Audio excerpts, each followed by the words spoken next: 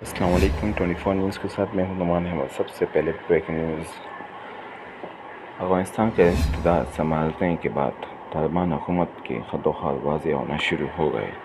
Afghan media کے مطابق طالبان نے اسلام کو سرکاری مذہب قرار دے کر ملک بھر میں اسلامی قانون نافذ کر دیا۔ خارجہ پالیسی بھی اسلامی شریعت کے مطابق ہوگی۔ عوام کو بنیادی انسانی حقوق اور انصاف یکساں طور پر حاصل ہوں گے۔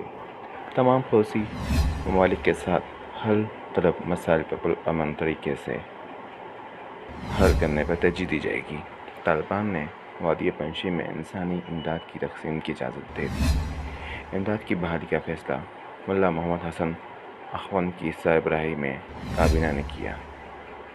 وادی پنجشیر کے راستے کھول دیے گئے ہیں اور وہاں کی کمیونیکیشن سسٹم بھی بحال کر دیا گیا ہے۔ طالبان کو پنجشیر سے مزید اسلحے کے ذخائر ملے ہیں جنہیں مقامی ملیشیا چھوڑ کر فرار ہو گئے تھے۔